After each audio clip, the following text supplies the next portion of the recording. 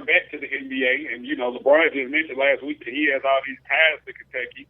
Like, I mean, could it be that David Blatt is just like the stopgap? Possibly. But if you remember, like, this wasn't the team that David Blatt was supposed to be coaching. Far from it. Right. It's supposed to be an Anthony Bennett, Andrew Wiggins, and Jabari Parker type team. This team has totally been transformed. You got J.R. Smith there now. You got Iman Shumpert. Big Z he's out injured or whatever, and you got Kevin Love and LeBron. So the dynamic has changed. So to answer your question, I think it's very possible, based on the fact that if you feel like you can upgrade, if you're the Cavs and you feel like you can upgrade, and then more so than anything, it depends on LeBron. They're not going to do anything without LeBron's permission, anything, because as we all know, he's on a 1-year deal. Now, I'm the guy who will say he wouldn't do that again. He wouldn't bounce again. But stranger things have happened. Stranger crap has happened. So, like, I'm not going to take my mortgage nowhere and be like, yep, put this on it. LeBron's never leaving. Nah, not me. But, so, yet again, to answer your question, it won't happen unless LeBron says it should or he wants it to happen. And then you talk about the Calipari thing, like that thing would have to be confirmed far in advance. It'd have to be, what it'd have to be like? It'd have to be like the Jason Kidd situation. Where like Larry's still in the building and still has the job. Larry Drew I'm talking about, he still has the gig. Name's still on the door. And all of a sudden it's like, yeah, Jason says he wants to coach the Bucks. No one's talked to Jason. But Jason just wants to coach the Bucks, and the Bucks are like, you know what? I think we want Jason to coach the Bucks. Larry, can you come to my office real quick? I got something to talk to you about. Blindsided. Yeah, we're gonna let you go. We're gonna have to relieve you of your position. Look, I remember the first time they ever even asked that dude, like, about the team. He was like, I don't know anything about the coaching change. They're about to have the coaching change and do this and do that. Like, Larry. Yeah. Like, you don't even see writing is on the wall for you, brother. Cold world. It's a cold world, homeboy. and subsequently, Jason Kidd has done a hell of a job down there with that team, with Jabari Parker being out for the majority of the season with that ACL. So last year, Larry Drew took them to a last place finish. Well, so now, yeah.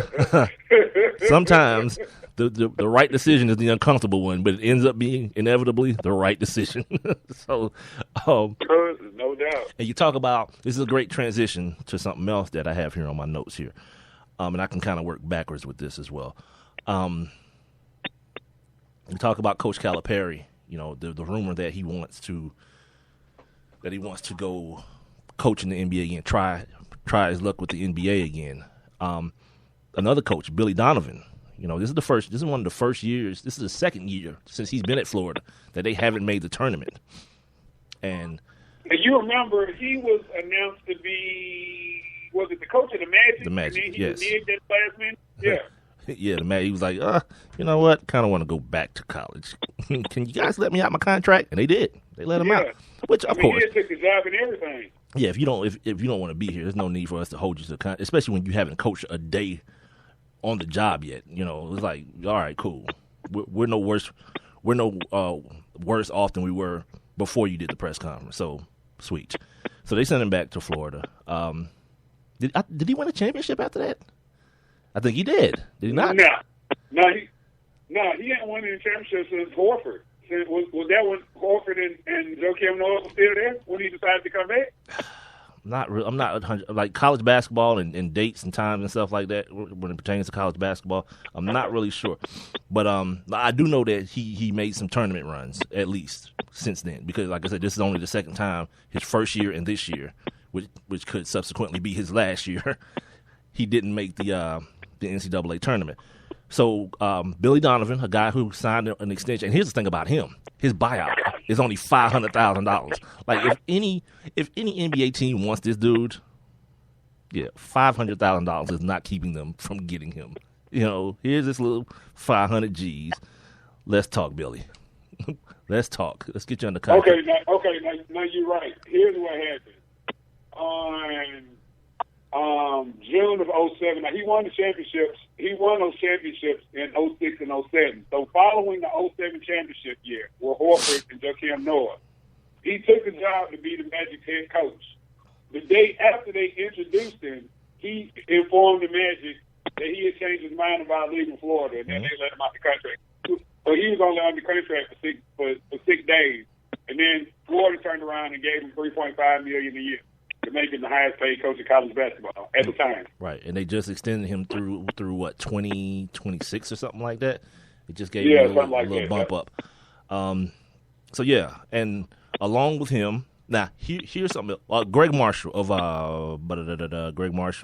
Wichita State. He's staying. He got got him a nice little pay raise, $2 million. He's going to be chilling at Wichita for the foreseeable future, at least. But then you have our guy, two guys who I think we can link together. As a matter of fact, Shaka Smart and Ron Hunter. Shaka Smart.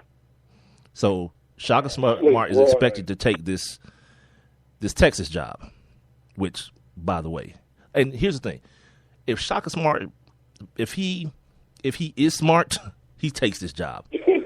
And here's why: because now Texas is calling. You said he keep his job? No, he takes the Texas gig.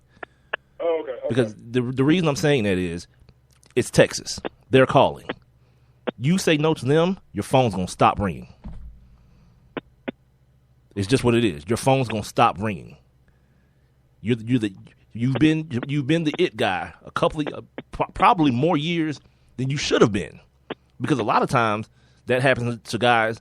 They're the it guy for a season or two, and it's like, you remember when so-and-so was so hot and he was on everybody's list as a new head coach? Where is he now? Right. Yeah, still at North Dakota University or wherever. Yeah, you got to go.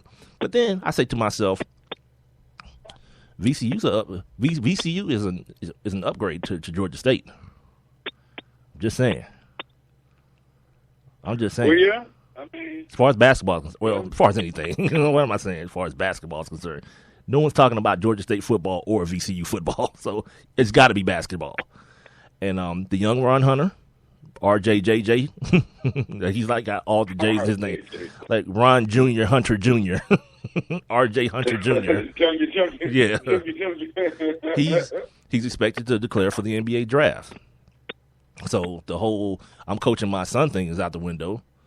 I don't know what the cost of, well, I do know. Like in Virginia, the cost of living is a little bit higher. I think it's different in different areas, and I don't know about the Commonwealth area, but yeah, the closer you live to DC, the more expensive it is. Right.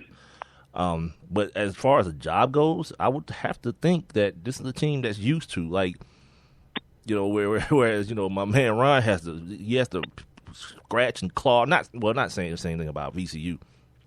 It's not true that you have to fight at VCU to get to the tournament, but I think it's a little harder road to hoe at Georgia State, because you have a possibility of at least being ranked in the top 25 at VCU every year and making it that way, even if you don't win your conference tournament. And then here's the other part about that too. Yeah, Shaka Smart, in this scenario, he'll be the coach of the University of freaking Texas. So when you talk about a stepping stone gig, VCU is the definition of, if that ends up happening. Yeah, I heard they took the plane for him and everything today. Yeah. Was that the day he was supposed to meet with them? Well, I don't know. He ain't coming back. Yeah. It'll be a midnight press conference. He'll be out there talking about hook 'em hard. Yeah, run that. My man Gil Brandt from the NFL Network, one of the guys who I trust as far as this draft stuff goes and all this kind of stuff. I read a lot of his stuff.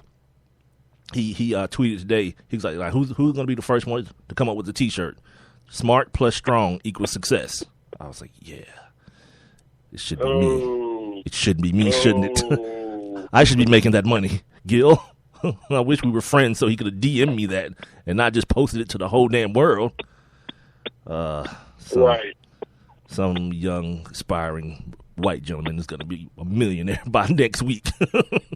And I'm still going to be here doing the damn podcast with you. No, if Texas didn't catch wind to it, because nowadays when people catch wind to like slick slogans, they go ahead and copyright them, so then you can't make no money out of them. Like Facebook's going to make the money. Yeah. Huh. So I wouldn't be surprised if they've heard about it and they're like, oh, you know what? That'll be a great marketing scheme for us. We try to, turn to football, turn to basketball. Like, yeah, this would be awesome right here. That's how they do it. In other news, I'm looking at my phone here, and I see I got a couple of mentions on my Twitter, and my mentions are, I mean, my personal Twitter, but my mentions are abnormally white right now.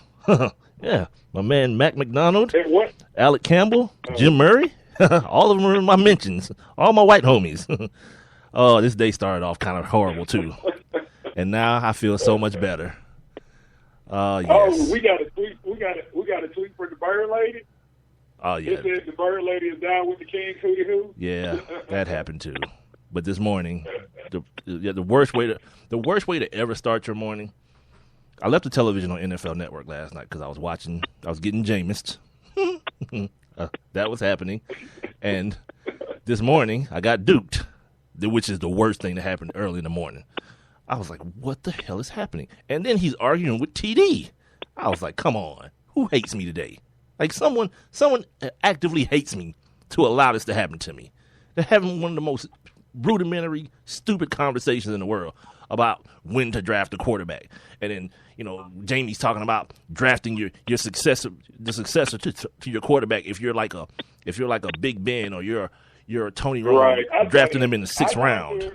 Now this is the same dude. This is the same dude who when the Falcons got a 6th rounder for somebody, he was like, that's a throwaway pick. So which one is it? See, this is why it's so important, ladies and gentlemen, to say things that you believe. Because what'll happen is, somewhere down the road, you'll say something equally as stupid, obviously, but the opposite of something that you've already said. Initially, he said the 6th round pick is a throwaway pick. Now he's saying that you can get like Matt Ryan or Tony Romo's successor in the 6th round. Yeah, same dude who said you can't miss on Trent Richardson. Like, Jamie Duke can be 100 and something years old. And this came from, well done. There was a dude arguing that, a dude said that a 6th round pick is a throwaway. And there's a dude that got signed undrafted. Well, there's that. Like, there's that. like a 6th round pick, man. Now everybody that you get in the 6th round is gonna be a home run. We understand that, right? But there are always some diamonds in the rough, even in the 7th round. Like there are always a few diamonds in the rough. Sir, the New England Patriots traded a 7th round pick to the Oakland Raiders for Randy Moss. Right. Exactly. You think there was some use in that 7th rounder? Jesus Christ. Why are you doing this to me? Why am I talking about him on my show? I was just trying to tell the people how my day started off, and now it's better because all my white homies are in my mentions on my Twitter. So there you go. I'm good now. Hey, I'm good. Yeah, my guy Jim Murray, my guy Alec Campbell, and the most interesting man in the world. Forget that dude on the commercial. It's Mac McDonald. Period. Mac McDonald. Period. Big Mac. Dude, every time Mac texts me, dude, he don't even text me and say nothing. He just send me a picture of him with a younger and younger and younger broad every time. Like one time. You know who he is? Dude, one time he sent me. He's Larry Munson. You know how Larry Munson had the book club just so he could be around all them young chicks on the campus? That's Mac. Dude, Mac sent me a picture of his. I don't even know if it's still his recent girlfriend, but the girlfriend he had at the time he sent it. Some beautiful, young Puerto Rican chick just in his pool swimming around. I was like, what the hell is happening? Yeah, Mac on that sugardaddy.com. Yeah, I told Goff that. I said, Mac don't even get checks no more. he don't even get checks no more. They just go straight to that broad. But I love that. Dude, I love that old man. So help me God, I do. He's probably one of the best dudes I've ever met. Like, Mac is so good that when you meet him, you can't believe it. You think it's like a scam about to happen to you. Like, all right, this dude, where's my wallet? He just walked away. Where's my wallet? And it's still there. Yeah, Mac he's awesome. So now I'm awesome. I was already awesome, but I'm awesomer now. I looked down and I saw that. Moving forward, I talked about Greg Marshall, Shaka Smart, Ron Hearn. One other thing as far as the NCAA goes, and this is a big deal. Rob mentioned this about 2 weeks ago, the Todd Gurley bill. Well, now it has passed the Senate. The bill which penalizes and makes it a crime for these freaking a-holes who want to take advantage of these kids by having them sign autographs, knowing that it's illegal, paying them money, and then when things go awry,